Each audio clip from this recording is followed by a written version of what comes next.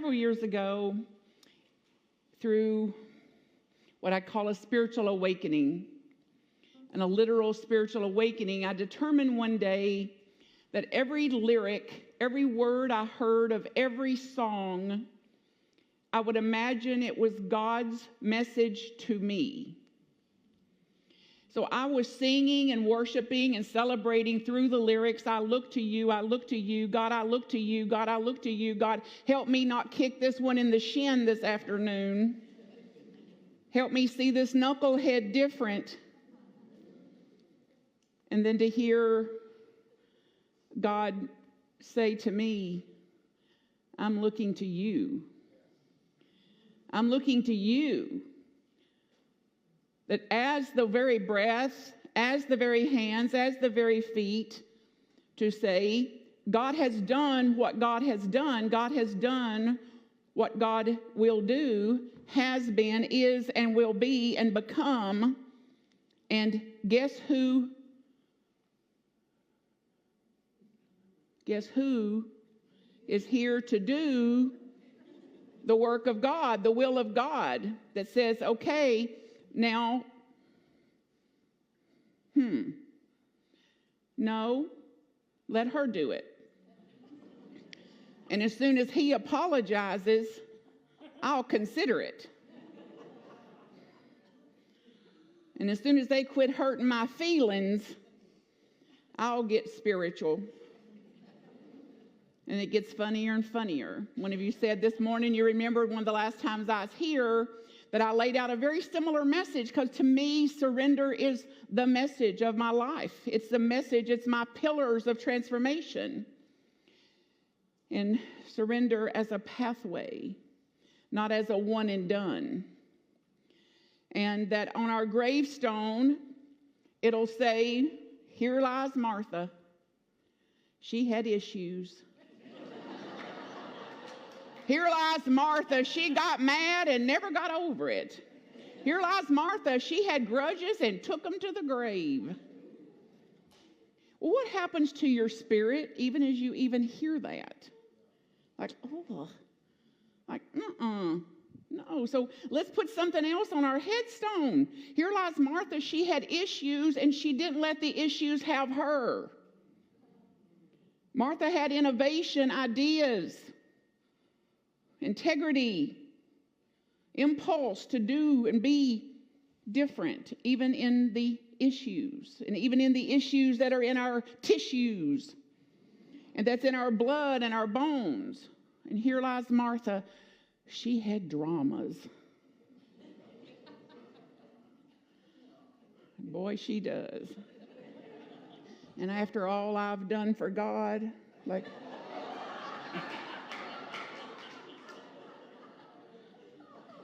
It's so tempting. Well, see, I'm on my way to some of my favorite people on the planet, and you are a manifestation of my clear, pure intent to get to hang out with the coolest people on the planet, and here you are. And here I am with you, and I beg you to please continue. I'm counting on you for that, to be a fulfillment. And by the way, Reverend Pat said 24 years. We've known each other. He's one of the longest tenured ministers in the world, and particularly in unity. That most...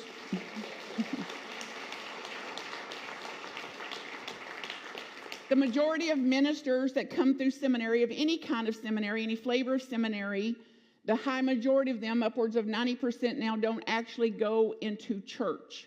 They don't go into brick and mortar. They don't go into pulpit. They don't go into leading ministry. They go into alternative types of ministries. The ones that go into ministry, into a pulpit, into the brick and mortar, into the divine love of your faces, don't make it 5 years. The majority. Because among the faces of the divine love is a lot of I want, I need, you should, you shouldn't, and I don't like that, and I'm mad at you. And by the way, who decided that and who voted? And by the way, if you mention tithing one more time, I'm out of here. and everything that goes with it. So it comes fraught with opportunity, of true call to serve, and daily practices like surrender. And thy will be done. And help me get my will aside. Again and again and again and again.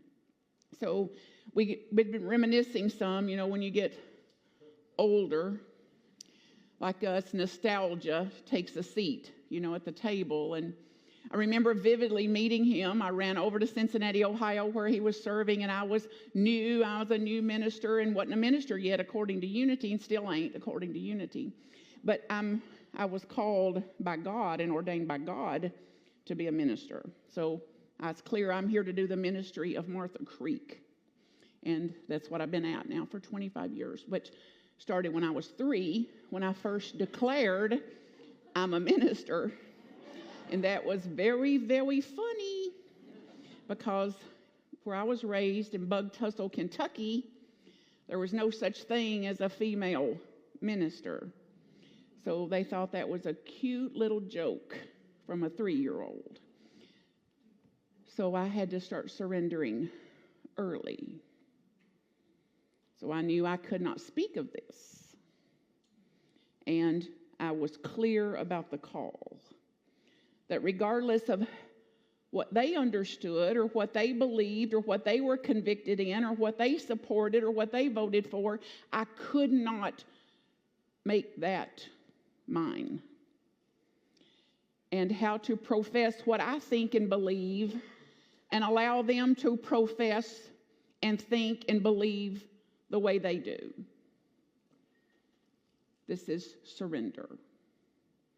A pathway of letting go. And I don't speak it in terms anymore of letting go, because trust me, if I could have let some stuff go, it would already be gone. You know the kind of things I'm talking about, the things you've put in 413 burning bowls, went to therapy 25 years over, and sung a song about it and did a drama with it and prayed and let go, and it has not let go yet. So my pathway of surrender is letting be. I let it be. It's included. Who voted? And God's got some answering to do. But until I let it be, I can't be at peace. Till I let it be, I cannot be sober. Until I let it be, I cannot be in serenity. So letting be is not just a clever spiritual term, but a literal pathway of being different in the world. So I went running up to this important, iconic minister and said, "Hey, will you mentor me?" And he said, "No." I don't have time to mentor you. But see, I wouldn't take no for an answer. So I just kept asking him my questions every time I saw him with my little pad of paper with how do you do this and how do you do that and what do you think about this and what worked here and what didn't work here. What's the 3 things that went well? What's the 3 things you wish you'd never done before? Thank you. See you next month. And nobody had to get into who's mentoring who. Then on one of those, this was monthly luncheons where I went over there and I started round the table with my notepad to have a seat. And Reverend Pat said, "I'm not sitting by her this month. Some of y'all sit by her. I sat by her last month. Some of y'all take a turn with her." Because he was there for a different reason. Probably to get an exhale, a little reprieve, and to talk about something besides how to. And we're still speaking. And I'm still invited. And I'm very grateful for that. So as we think about this, as I prayed and said, what is the message of the day regarding a pathway to surrender and living a pathway to surrender? And I remember this came years years ago to me, and I don't remember who, but I've asked in very clear, intentional ways that I need to have this in little bitty sentences. I need the truth in a word or two, in a short phrase, something I can embody. And here's how it come, the best I can. Here's how it came into me then. Here's how it comes today. If you let go a little, you'll have a little peace. If you let go a lot, you'll have. If you let go completely, you'll have freedom, liberation, sobriety, sanity, transcendence, transformation, fill in the blank. So how much will we let go today? On purpose. And see, we'll get all sorts of ways to practice. Before you leave here, somebody will cross you. They'll do something that was inappropriate. Or when you get down to fellowship, there won't be any food that suits you. After all you've done for God. Nobody took my gluten-free needs into consideration this morning. And then on my way to see my family in Unity of Minneapolis, having gotten up before 6 o'clock, gotten to the airport, gotten a plane, gotten to another 3 hours in a delay, gotten to another plane, my tooth fell off. Have you noticed? Hadn't noticed, huh? Can you notice now? Now, would you be up here grinning like this if your tooth had fallen off? No, most of you wouldn't have. But see, it's like this is my pop quiz. I'm going to stand up here and talk about letting go and letting be and a surrender and a pathway to freedom and say, oh, I can't make it because my tooth fell off. Or say, if I could bear the discomfort and stay in integrity to myself, that wouldn't stop me from being with you. That wouldn't stop me from serving your board 3 hours Friday night, 4 hours yesterday, and then the staff 4 hours yesterday. And then today in a workshop and some meals sprinkled in. So then I had nothing but gratitude because guess what? It didn't hurt. You want to talk miracles? Miracles? More miracles. Then I called a man that is my dentist hero in Louisville where I used to live, or I used to pass through and called it living there, 20 years, and said, I'm going to be in Louisville Monday, and you may not remember me. And my tooth fell off. And their office is closed, so all this went on an answering machine Friday. And within 30 minutes, that man called me on his cell phone and said, of course I remember you. We still talk about you.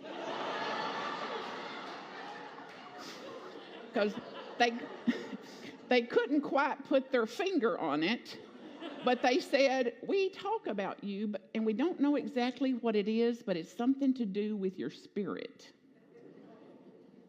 I'm like, I'd go with that. And he said, when you get back Monday, 4 o'clock, I'll wait here for you. And I'll fix your tooth.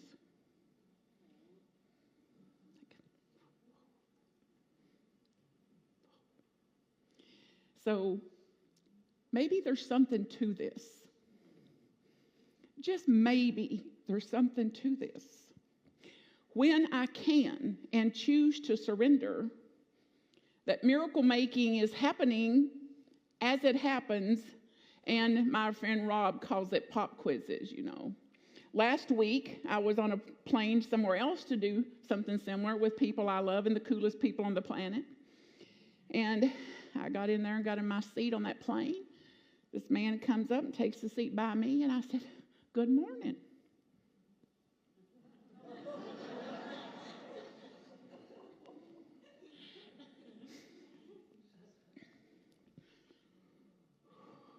I look to you. So am I going to join him? And trust me, an aspect of me did. Okay. Who peed in your cereal this morning? Won't you go to Unity and get a positive attitude about a few things? Why don't you take some advice? Why don't you be kind in the world? Like, I'm going to teach you kindness. In the name of spirituality, of course. And then it's like, am I going to stand up and preach this on Sunday? Or am I going to live it right here? So some people say that book they were studying was the Carolyn Mace's work, The Anatomy of the Spirit. Y'all remember that one? And it was like, okay, in that anatomy of the spirit, like, how am I going to be with this? The shadow part of us, the tendencies in us, the underworld, the underbelly of us that would go. Or, okay, if I can not fall below the line here and get more like an animal and come up to the midbrain or up a little bit above that midbrain and say, I'm not going to interpret the look on his face. And I'm not going to interpret him not speaking to me. I'm not going to do that. I'm not going to reciprocate what I'm imagining just happened here. And I'm not going to do that on purpose because it's not in integrity for me to do that. Even though there was great allure. Lead me not into the temptation of the mind, so I can teach him something about kindness and call it spiritual or spirituality. So then I did my own work. And in that book, she referred to, you have to do this on a daily basis. Like, well, it's more than daily for me. It's interaction to interaction. Tone by tone, voice tone by voice tone, eyebrow to eyebrow, furrowed brow to furrowed brow. And for me to get myself right before I fire off that email. And for me to get myself right before I try to teach and preach kindness to somebody that just offended me. Innocently, by the way. And then my mind opened to, I've not walked in his shoes. Have no idea what his morning was like. Have no idea what he's left, what he's being, what he's going to. Have no idea about any of that. And I can tell you, friends, that makes all the difference to me. To know that there is a missing piece that I don't see and that I don't have it. That I don't know what that's about. And that came to me through another spiritual awakening, through those little Chicken Soup for the Soul books. Remember those? The story in the first one of those that I remember reading about a man on a train with 3 little children that was inappropriate. Rugrats, curtain climbers, too loud, out of control. And this righteous us watching all this and judging it harshly. Till finally one of us couldn't bear the discomfort of it anymore, so we had to wake him up and tell him, he wasn't asleep, by the way, but get his attention to point out what a problem this is. His children. Can't you see? Do something. And he said, I'm sorry. I wasn't aware of it. Their mother just died. And I'm wondering how I'm going to tell them. So I wasn't aware. So see, that piece of information changed everything, didn't it? Changed our heart space. It changed the way we would be in that very situation. We wouldn't be in that situation the same way when we have the missing piece. So it's enough for me that I don't know what the missing piece is, and my surrender requires me to give up having to have the missing piece. So I accept there is missing pieces, and I may or may not ever have them in this dimension. And I'm called in every one of those interactions to be what I want to be in the world and to be more of it. So here's some notes about what the opposite of surrender is. And stay if you can and have some lunch and come into the workshop so I can torment you into surrender.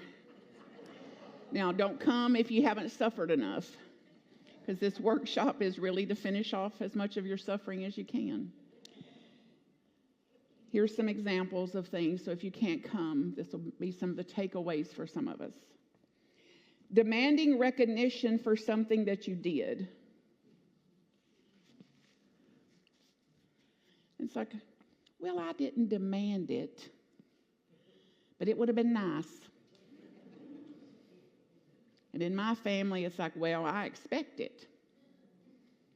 Every expectation is a resentment waiting to happen. Every demand, every expectation, every false notion that anyone is ever going to do for me enough for me to be at peace. Trying to get attention by talking about my problems. This is when we try to out-misery somebody. Co-miserate. Oh, I was sick for 5 days, had a fever of 105. It's like 7 days and 107. And oh, the allure. Oh, the allure to one up. The allure to awfulize. Giving your opinion when nobody has asked for it. And for me, it's not only, I can generally withhold giving my opinion until it's asked for, but it's a little harder to think, but I could sure straighten you out. I could sure make a difference in your situation. Because even though I may not say it, guess what kind of energy is being conveyed? That, and that's what people feel too. So things like that. So we'll get into some of our ways and means this afternoon. And then here's some practices. Number 1, awareness, just like I referred to a minute ago.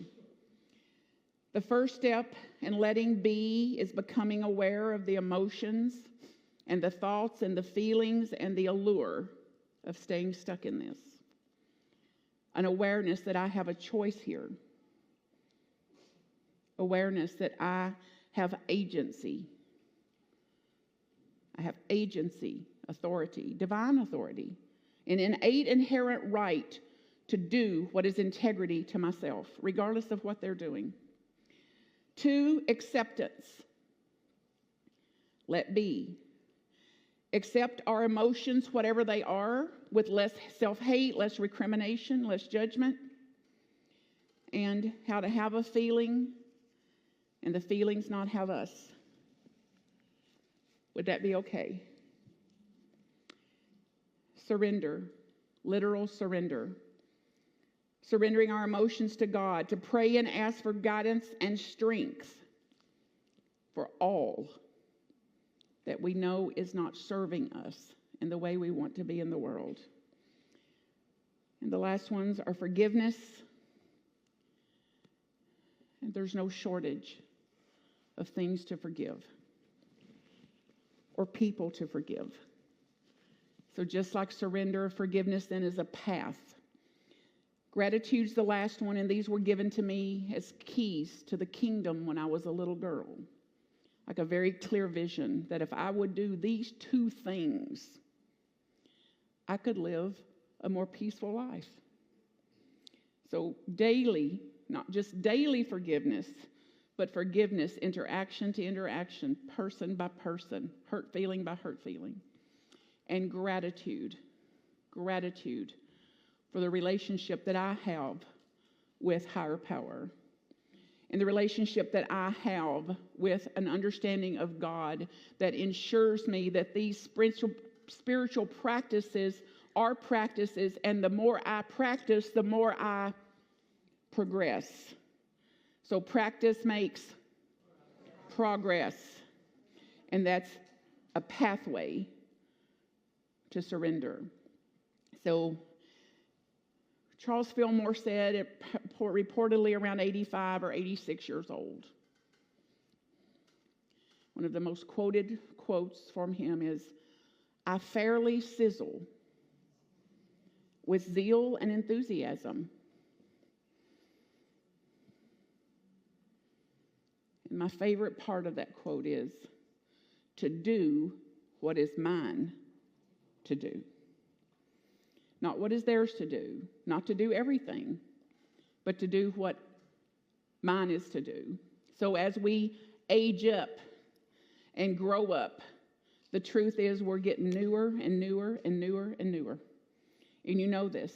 You know that you're getting newer as you continue to shed these skins.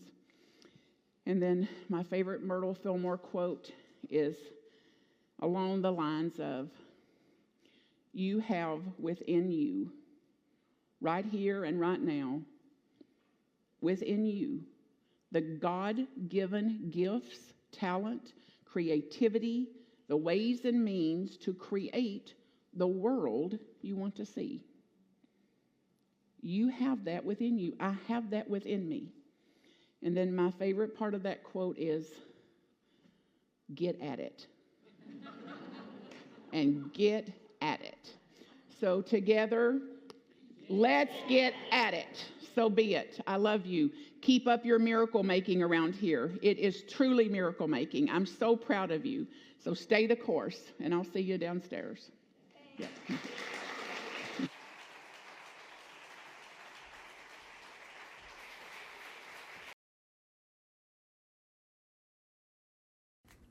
marthacreek.com if I can support you. Blessings.